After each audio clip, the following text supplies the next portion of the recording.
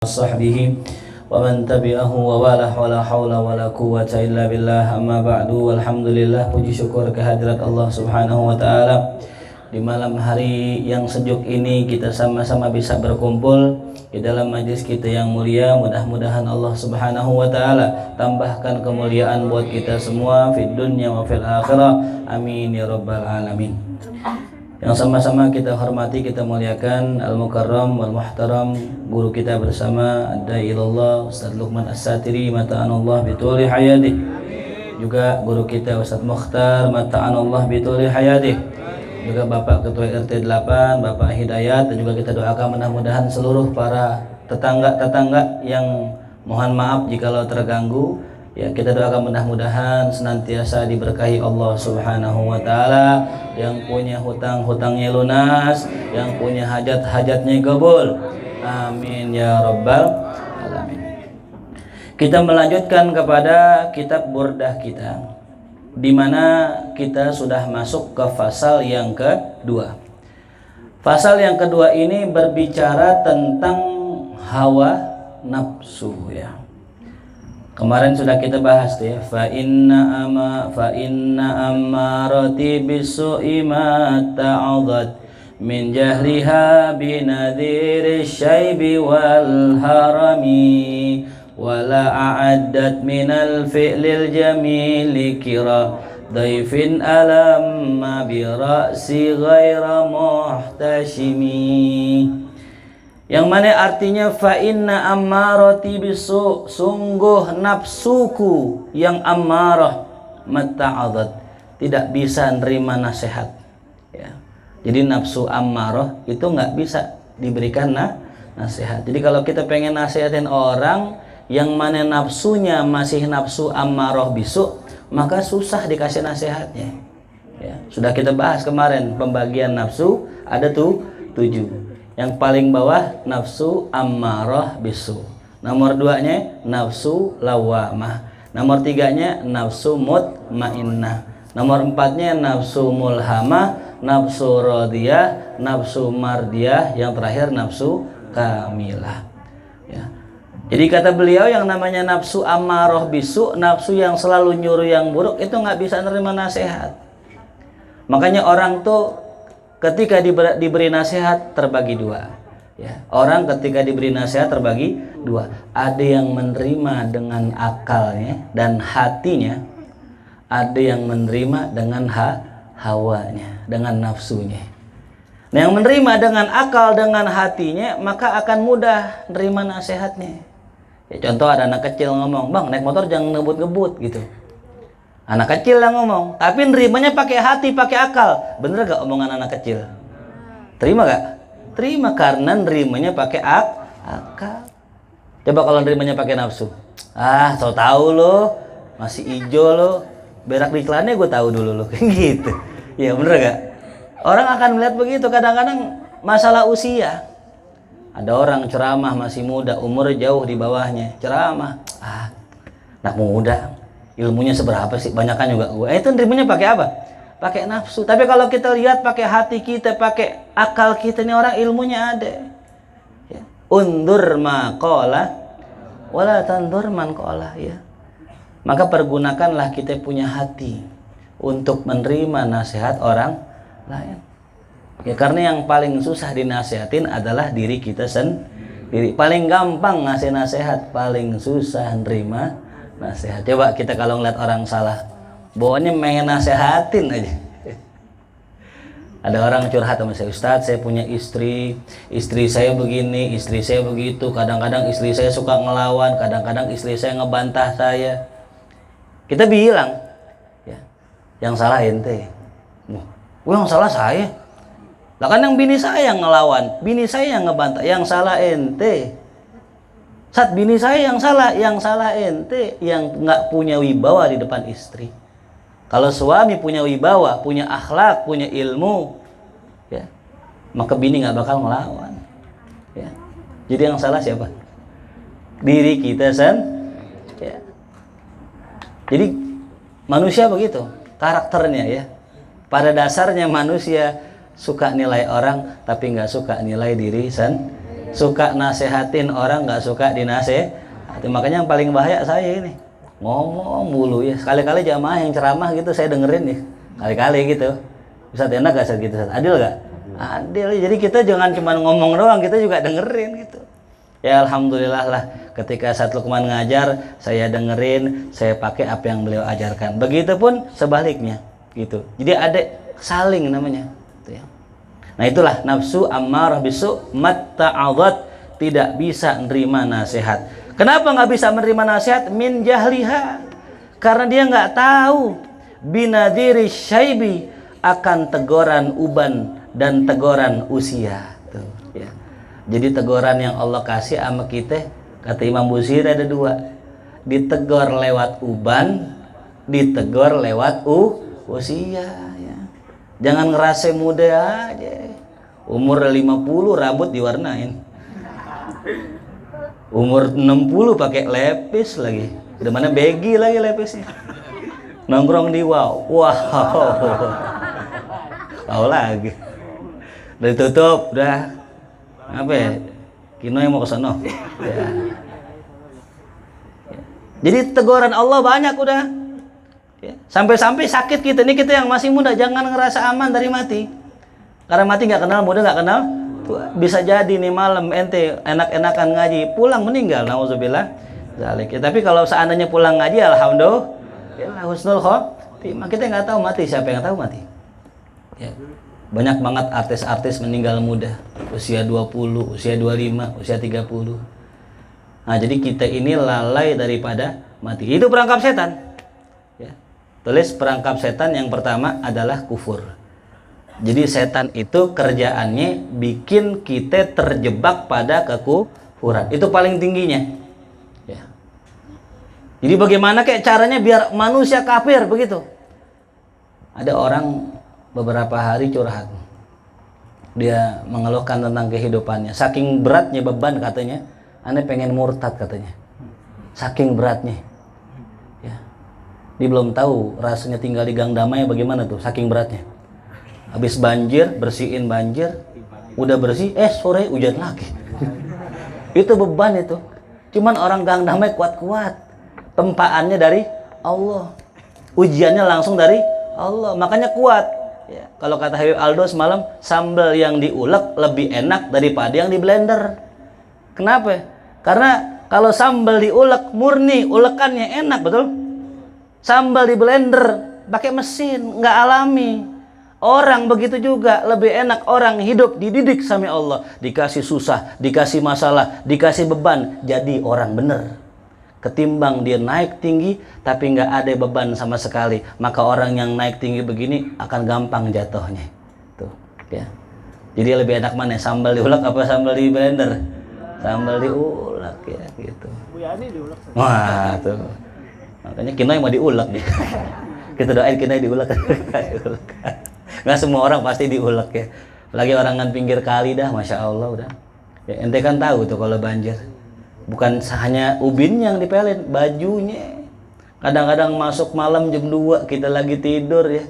Kayak waktu bulan Februari, lagi malam Sabtu lagi enak tidur tuh air, assalamualaikum. Aturan jangan jawab. Kalau jawab dimasuk. Emang namanya tamunya nggak tahu malu tuh tamu. Tengah malam datang tuh ya. Nah ini sama nih, kayak tamu ini. Dikatakan dalam syair selanjutnya, wala a'addat minal fi'lil jamili kira. Aku nggak nyiapin ya jamuan untuk tamu alamma bira'si, yang datang ke rambutku ghairu muhtashimi, dalam keadaan nggak punya malu. Tuh uban datang nggak punya malu, nggak pakai assalamualaikum, tahu-tahu tidur bangun udah ada uban ya. Dari dikit-dikit jadi banyak tuh ya.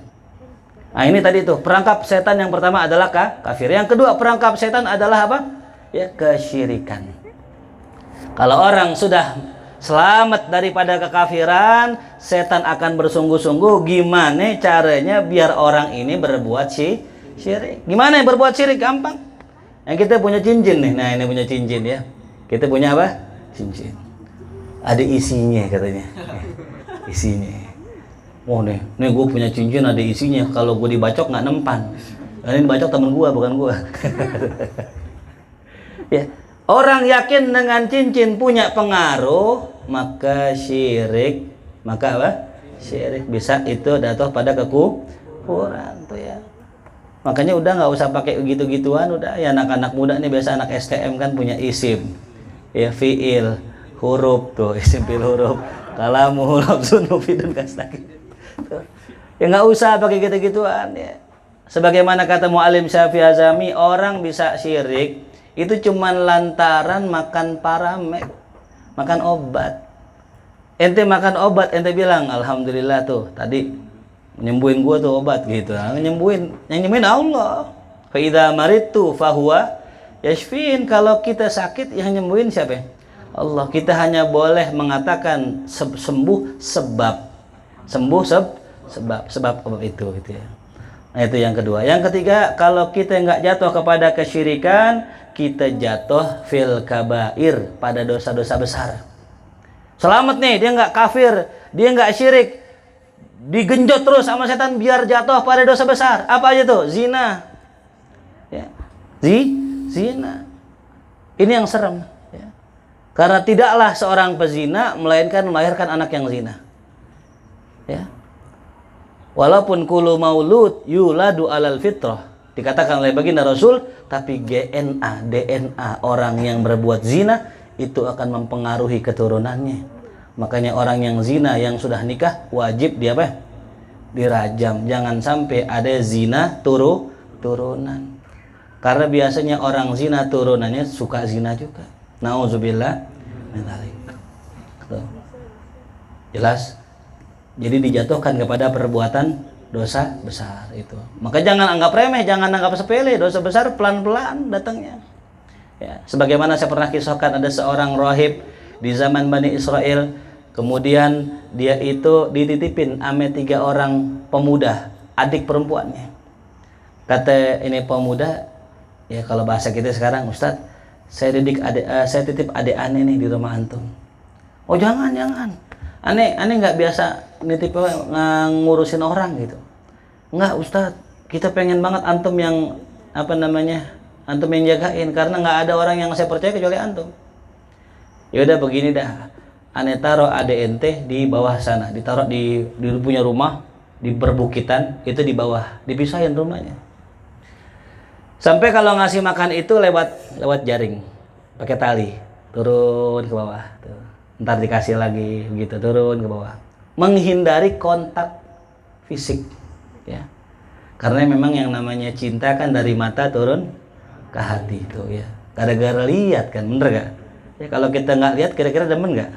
Makanya paling aman pakai cadar. Kalau perempuan terlalu cakep pakai cadar. Kenapa? Karena takut orang lihat demen.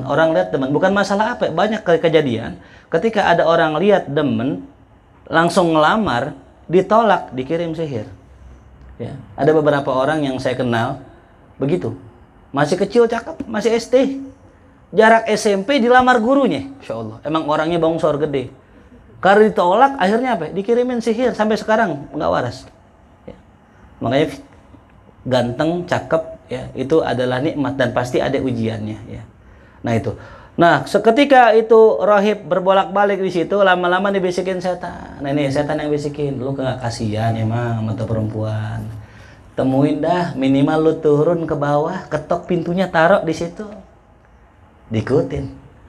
Dikasih makanan, diturun, nggak lagi pakai tali, nggak langsung turun, ketok pintu, dek, ini makanannya. Nah, lama begitu dibisikin lagi. Lu nggak kasihan, tuh perempuan nggak ada ajak ngomong apa, tegor. Ya, akhirnya ngetok pintu, nunggu tuh perempuan keluar, baru ngasih negor, gimana kabarnya, sehat. Nggak lama lagi dibisikin lagi, lu nggak kasihan, tengokin rumahnya, kali-kali dalamnya rusak, ada apanya yang kurang. Akhirnya masuk. Lama-lama dibisikin lagi, lu mah nggak pengen sama tuh perempuan tuh cakep, ya pegang kayak apa kayak gitu. Ya. Akhirnya masuk, akhirnya berani megang, akhirnya terjadilah perbuatan zina. Itu langsung apa enggak? Berproses. Ya. Ini kalau setan pengen jebak manusia nggak mungkin langsung, bener. Ini anak-anak taklim kayak gini, anak majelis kagak mungkin ditawarin minuman langsung sama setan, enggak. Minimal satu yang sedang kerjain bagaimana bikin remaja RT 8, RT 7 kagak ngaji. Itu nomor satu. Ketika nggak ngaji, dibisikin dah. Lu malu mau Ustadz lu. Nggak ngaji. Malu mah nggak malu mau Ustadz. Akhirnya dibikin malu. Karena malu jadi nggak enak ngaji lagi. Hati maulid nggak datang gitu kan nggak enak ya. Kadang malu kan nggak ngaji. Aku malu datang. Akhirnya setelah malu nggak ngaji, dicariin sama setan temen yang nggak bener, temennya perempuan lagi. Kalau laki nggak bener, ente juga megangnya jijik kan gitu ya. Yang di wow tuh yang melet-melet tuh, ente megang jijik banget. Dikali walaupun dia agresif, tetap aja ente kabur kan gitu ya. Nah kalau repot kalau yang agresif perempuan sekarang kan zaman sekarang begitu. Kalau zaman dulu perempuan banyak malunya, demen sama cowok nggak langsung ngomong, nggak minimal kirim surat, ya. Kirim salam, nulis di sini CS gitu, CS dulu, CS. Zaman dulu ya. Nah, kalau sekarang kagak langsung to the point, WA Japri begitu. Ya. Ya. Mau jangankan ente, ya orang-orang yang udah nikah aja begitu, makanya berat zaman sekarang. Ada perempuan kurang malunya, perempuan terlalu agresif, kitanya kagak tahanan. Ya, nggak boleh lihat perempuan buka jilbab mau nyeruduk aja, udah kayak kambing kuitang. Liar banget tuh. Akhirnya apa? Terjadilah perzinahan, akhirnya hamil. Takut nih, rohib ya Allah gimana nih? Ini kalau ketahuan sama abang-abangnya ini bisa dibunuh ini. Akhirnya tuh perempuan dibunuh. No, bukan hanya sekedar zina, bukan hanya zina tapi dibunuh. Ketika dibunuh bingung mau nguburin di mana. Akhirnya dikuburkan di bawah kasurnya, di bawah ranjangnya. Nggak berapa lama, beberapa bulan datanglah saudaranya pulang dari tempat dia pergi. Datang nanyain saya gimana? Ya Rohib, ya adik ente meninggal gitu. Oh meninggal ya. Akhirnya dengan pulang dalam keadaan sedih, itu 3 orang abang-abangnya pulang. Di tengah jalan ketiduran, yang pertama ngimpi. Yang pertama dia ngimpi kalau adiknya matinya dibunuh. Bangunlah dia, kasih tahu abang-abangnya, adik kita meninggal nggak wajar tuh kayaknya. Aneh tadi ngimpi, dia meninggal dibunuh. Yang kata yang kedua, nggak mungkin, masa Ustadz ngebunuh. Ya. Akhirnya jalan lagi, tidur lagi yang kedua. Yang kedua emang ngimpi juga. Apa ngimpinya? Sama ngimpinya. Lu dibunuh tuh, di bawah kasur, dikuburinnya. Bangun lagi, gue juga ngimpi kayak lu. Kata yang nggak ngimpi, enggak, maksud si Ustadz begitu, nggak mungkin. Yang ketiga ngimpi juga, sama. Ngimpinya sama, akhirnya karena 3-tiganya ngimpi, didatengin rumah tuh Ustadz, bener pas digali, ada jenazah daripada adiknya. Tuh, ya. Nah itulah cara setan, perangkap setan untuk menjatuhkan orang kepada perbuatan dosa besar. Pelan-pelan, dikit-dikit, nggak ada yang langsung. Ya. Maka dari mulai kufur, syirik, dosa besar, yang keempat adalah perangkap setan adalah setan akan menjatuhkan kita pada dosa-dosa kecil tuh, ya. Dosa-dosa kecil, yang ringan-ringan dosanya, ya. Apa sih dosa-dosa kecil? Banyak dah, ya. Yang ngeliat cewek itu, ya. Cuci mata di mall, itu namanya dosa apa? Dosa kecil. Ya emang kalau ditumpuk lama-lama istiqomah lagi, pakai jadwal lagi. Pokoknya tiap minggu sore gue mau ke Kalibata Mall gitu. Nah itu udah nggak beres dah ya. Silahkan ke sono, cuman jaga mata gitu. Nah yang kelima, perangkap setan adalah menjadikan manusia menjadi orang-orang mengerjakan hal yang sia-sia tuh. Udah nggak bisa juga ngerjain dosa kecil, dibikin kita ngerjain yang sia-sia. Fi malayani, pada apa yang nggak ada maknanya, yang nggak ada manfaatnya gitu. Paling bawah dah tuh, ya. Itu kelas para wali begitu. Ya syirik kagak, kafir kagak, ngerjain dosa besar kagak, dosa kecil kagak. Yaudah, godaan mereka bagaimana nih wali, ya terjebak pada perbuatan yang tidak membawa manfaat. Tuh. Apa itu ya kayak main game, nggak ada manfaatnya gitu, ya. Apalagi mancing gitu. Tapi kalau seandainya biniatin sholihah, insya Allah ada ya. Anda nggak mengatakan game haram, nggak. Game boleh hiburan. Anda nggak mengatakan mancing haram, nggak. Mancing boleh. Cuman yang menyebabkan kita lalai dari Allah itu yang haram. Lagi azan mancing, nah ini ya. Tinggal gak joran? Tinggal ya. Kalau perlu ya mancing di masjid kan. Ikan masjid dimancing kan ya. Ya. Jadi asalnya segala sesuatu itu perbuatan mubah. Main karambol boleh nggak? Boleh, main aja. Cuman lalai nggak? Nah, bisa bikin lalai. Kecuali ente lagi mukulnya Allahu Akbar, Subhanallah tuh sambil zikir ini. Jarang ya. Nah, itulah perangkap-perangkap setan. Nah, setan sebagaimana dikatakan dalam kitab Imam Ghazali, Kimyaus Sa'adah, itu selalu menggoda manusia lewat bisikan. Jadi setan ini lemah. Ya. Selemah-lemah godaan, ya, itu adalah godaan setan. Ya, inna kaida syaitan kana dhaifah. Sesungguhnya godaan setan itu tipu dayanya lemah. Karena cuma bisikin doang. Ya, ente mau ngaji nih, ternyata bisikin dah. Udah, besok juga ngaji lagi. Mau ke Mahya nih, udah besok juga malam Kamis ngaji lagi. Gitu. Itu bisikan setan itu udah. Karena setan nggak bisa narik kita, betul? Kita lagi tiduran nih, badan pas bobongan, berat banget nggak bisa. Itu rep-rep namanya. Ya. Yang bisa narik kita, yang bisa menghalangi kita dari Allah adalah perempuan, istri kita. Inna kaidahunna azim. Sesungguhnya tipu daya perempuan besar. Kalau tipu daya setan lemah. Ente bantah bisikannya, itu udah kelar. Kita mau ngaji nih, Mahya. Udah, nggak usah ngaji. Besok ngaji lagi berdah. Mau ngaji juga, jalan. Ya, berangkat Allahumma laksain. Tapi kalau yang narik nih perempuan repot. Ya. Mau ngaji nih, Assalamualaikum, Mahya yuk. WA. Yang ke wow yuk. Wah, repot. Berarti yang WA cowok. Di WA perempuan tuh ngajakin jalan, kira-kira ngaji apa jalan? Apa jalan sambil ngaji?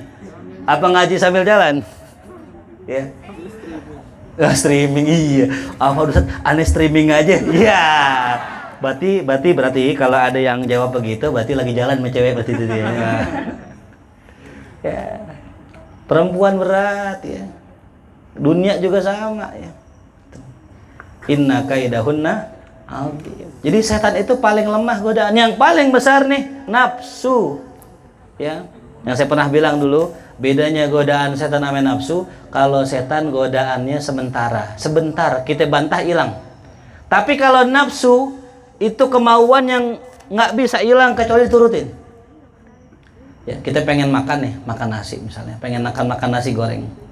Ya, ini bisikan setan apa nafsu? Gampang bedanya. Kalau kita pengen makan nasi goreng, terus dikasih nasi uduk kita makan, udah hilang pengennya nasi goreng, maka itu setan biasanya gitu. Bisikan setan. Biasanya. Tapi kalau misalnya kita pengen makan sesuatu dan pengen banget tuh makan itu, dikasih ini, enggak, tetap pengen itu juga. Dikasih ono, tetap pengen itu juga. Itu namanya nafsu. Ya. Makanya dulu dikisahkan ada salah seorang syekh lagi duduk di majlis dikasih daging kambing bakar, Masya Allah. Ada muridnya luar biasa ta'zim, dibawain daging kambing. Ketika lihat tuh daging kambing tuh syekh pengen. Ketika dihidangkan ame tuh guru, akhirnya kata syekh, "Ning aneh nggak mau makan." Muridnya bingung lah, "Syekh, aneh udah sediain daging kambing buat antum, kenapa antum nggak mau makan?" Ya fulan, aneh dari dulu biasa melawan hawa nafsu. Kenapa? Fa innan nafsa la ammaratun bisu, karena nafsu selalu nyuruh yang buruk.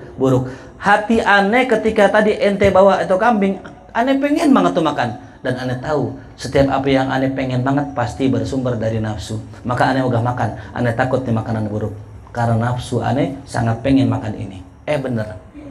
Ketika itu daging kambing tadi nggak jadi dimakan, si murid bergegas ke pasar tempat dia beli daging.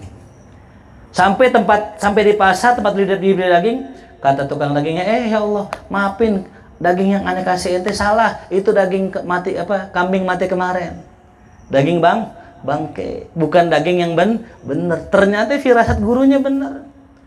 Cuman Cuman lantaran mengukurnya dari hati. Pokoknya kalau hati kita pengen banget, ngebet banget, itu tanda nafsu. Ya. Sama inti kalau mau nikah sama perempuan, datang ke ustadz, saya mau nikah. Oh iya, sama siapa? Nih fotonya, dikasih lihat fotonya. Tuh. Oh cakep. Kata gurunya jangan sama dia. Ngapa Sat? Jelek ya, calon bini saya. Enggak, aneh nggak serek aja. Tapi kan Sat, wah begini. Tapi kan aja.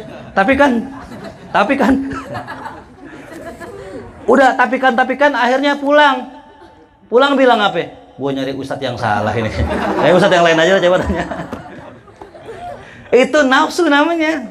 Iya. Namanya apa? Nafsu. Kalau bukan karena nafsu, kata guru nggak baik, tinggalkan. Insya Allah ada hikmahnya. Asa an takrahu syai'an wa huwa khairul lakum. Barangkali apa yang kau nggak suka baik buat kita. Punya bini kecakapan repot juga. Cakep banget bini kita, menor banget atau jablay. Na'udzubillah mental. Lah mendingan yang biasa-biasa aja. Nah, karena cakep bukan dilihat dari muka. Ya. Baik-baik. Lihat leher juga, leher mukanya putih, leher hitam repot kan. Jadi cakep jangan lihat apanya, mukanya doang, lihat apanya, lehernya. Takut-takut mukanya putih, lehernya hitam kayak zebra cross gitu. Gak canda. Jadi gitu ya. Jadi yang namanya nafsu itu sifatnya nyecer gitu kalau bahasa kitanya. Nah dikatakan tadi wala a'addat, aku tidak mempersiapkan apa, dan tidaklah nafsu menyiapkan daripada hidangan yang baik untuk tamu. Ya, jadi nafsu itu kagak mau ngormatin tamu. Ya, kalau kita hormatin tamu. Apa tamu kita? Nih uban tamu kita. Ya, ini bahasa balaghah. Datang uban sama kita hormatin. Dengan cara apa kita menghormatin uban? Dengan cara kita beramal soleh. Kenapa? Karena uban tanda mati, kita mati butuh bekal. Bekalnya apa? Amal soleh. Ya. Sama kayak antum lagi pakai gamis, lagi pakai imamah. Hormatin imamah antum. Hormatin gamis yang antum pakai. Ya, jangan pakai gamis pakai imamah nyawer, kan nggak hormatin namanya. Ya. Kagak menghormati. Ya. Ada orang gitu pakai gamis, pakai sorun, main kocok ini. Kalian kagak menghormatin gitu. Makanya kita harus mantesin, mantesin. Datang ke kondangan orang pakai baju yang rapi, ya. Pakai koko yang rapi, jangan kokoknya bolong-bolong, bajunya bolong-bolong.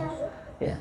Itu namanya kagak menghormati. Nah, cara kita menghormati uban kita adalah dengan cara kita mengerjakan amal-amal soleh tuh.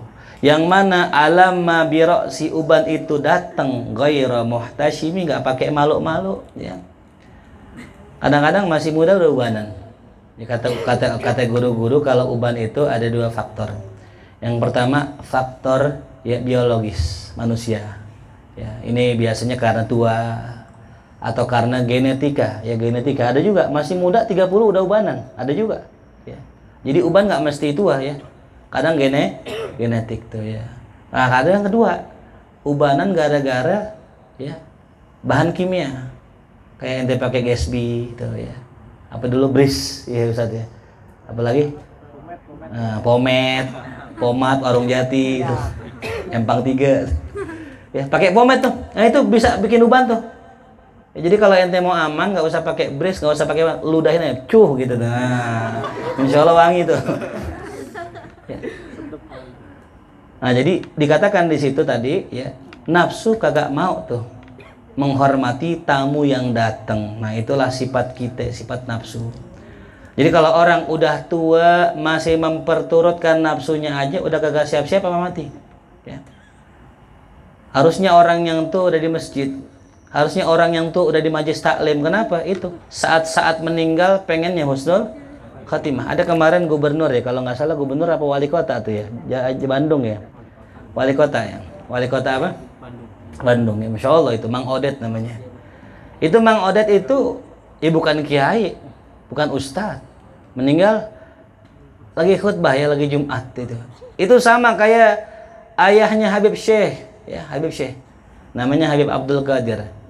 Jadi dulu Habib Ali bin Muhammad Al-Habsyi, pengarang Maulid, itu ngasih nama ame 2 orang anak yang lahir di waktu yang sama. Yang satu Abdul Qadir bin Ahmad As-Segaf, yang satu lagi Abdul Qadir itu bapaknya Habib Syekh, ya, As-Segaf juga. Gitu. Nah, yang satu jadi wali, yang satu jadi wali. Kenapa yang ngasih nama wali? Gitu. Itulah tabarukan kita kalau bisa namain anak kayak nama aulia, insya Allah jadi wali gitu. Ya. Nah terus ya meninggal ketika di hari Jumat, tuh Habib Abdul Qadir meninggal di hari Jumat, lagi sholat Jumat, lagi jadi imam sholat Jumat, sujud terakhir sholat Jumat, masya Allah. Itu mulia banget itu. Di hari yang mulia, di waktu yang mulia, ibadah yang paling mulia, di tempat yang semulia-mulianya itu sujud terakhir lagi ya. Nah itu kenapa kok bisa begitu ya? Nah ini ada sebabnya, saya baca beberapa sebabnya. Di antara sebabnya beliau adalah orang yang paling suka bantu orang lain ya. Orang yang kerjanya nyata, nggak suka pencitraan. Sampai-sampai saya juga nggak kenal sih ya. Saya lebih kenal Ganjar. Kenapa kenal? Karena di media sosial. Tapi saya nggak kenal Mang Odet siapa. Cuman cerita daripada tetangga-tetangganya, masya Allah itu beliau. Gitu. Jadi kalau kita pengen meninggal cakep tuh ya, jangan lupa beramal abil khusus terkait dengan amal mutaaddi ya. Ada Imam Syafi'i yang saya pernah cerita, ketika di malam hari beliau nggak tidur ya. Ketika itu beliau memikirkan masalah umat. Ditanya sama guru, sama muridnya Imam Ahmad, wahai guru, kenapa antum semalam nggak tidur? Kenapa antum semalam nggak ibadah? Apa kata Imam Syafi'i? Aneh, ketika tertidur terbaring aku melihat sebuah hadis. Ya. Ada satu hadis pendek. Ya Aba Umair, ma fa'alaka bin Nughair. Segitu doang. Tapi dari hadis itu aku mendapatkan ilmu 70 masalah. 70 masalah terselesaikan dalam masalah ilmu. Antum bayangin, hadis pendek itu 70 masalah ilmu terpecahkan. Ya. Sampai beliau bilang ibadatul ya mutaaddi afdalu min ibadatil qasir. Ibadah yang sifatnya jamak banyak orang lebih bagus, lebih afdol daripada ibadah yang sifatnya pribadi. Salat malam pribadi, baca Quran pribadi. Tapi kalau antum sedekah, antum bantu orang, itu lebih afdol ya. Sampai suatu hari Sayyidina Abdullah bin Abbas lagi itikaf di masjid, tiba-tiba datang orang lusuh, datang minta tolong. Nggak lama beliau langsung bangun. Kata orang yang minta tolong, ya Ibn Abbas, sebentar ente selesain aja wirid ente, nggak apa-apa, nggak usah, entar aneh gampang kok. Nggak, karena Rasul pernah bersabda ya, sekiranya engkau itu pergi memenuhi hajat saudaramu, itu lebih afdal min antusalliya fi min anta'takifa fi masjid haza syahrain. Lebih afdal membantu saudara daripada ente itikaf di Masjid Nabawi 2 bulan. Insyaallah. Itikaf di Masjid Nabawi pahalanya berlipat ganda daripada di sini. Ya.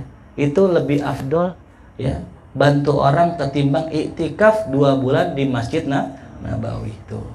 Ya. Sampai-sampai dalam hadis riwayat yang lain, jangan ente celak 2 orang. 1, jangan ente celak kesalahannya orang alim. Yang kedua, jangan ente celak kesalahan orang dermawan.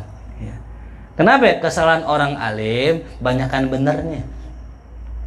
Orang alim kita nggak boleh lihat kesalahannya, karena kebaikannya kayak laut.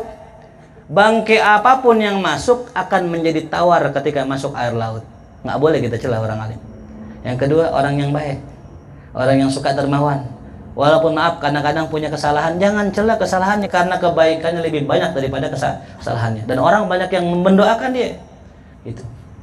Ya. Nah jadi kembali lagi tadi ya, kita jangan sampai memperturutkan hawa nafsu. Nanti dibahas setelahnya ya, bagaimana caranya, nanti kita bahas pada bab yang selanjutnya. Wallahu a'lam bishawab. Mudah-mudahan apa yang kita bahas bermanfaat buat kita semua. Kita doakan guru-guru kita sehat walafiat, Allah berikan rezeki yang halal yang barokah, berlimpah, anak-anak yang soleh-soleha, Kita doakan juga buat tetangga-tetangga majelis kita ya, mudah-mudahan Allah berikan keberkahan dalam hidupnya, berkah rezekinya, berkah ilmunya, berkah anak istrinya, juga mudah-mudahan jadikan rumah tangganya sakinah mawaddah warahmah. Kita doakan mudah-mudahan remaja-remaja semua diberikan istiqomah, taufik dan hidayah agar bisa mengikuti pengajian dengan istiqomah. Kita doakan mudah-mudahan apa yang kita dapatkan daripada ilmu menjadi ilmu yang manfaat. Allah berikan taufik hidayah untuk bisa mengamalkannya sampai kita berjumpa dengan Allah Subhanahu wa taala. Dan juga semua para jamaah yang punya hajat, silahkan sebutkan hajatnya masing-masing dalam hatinya atau disebutkan.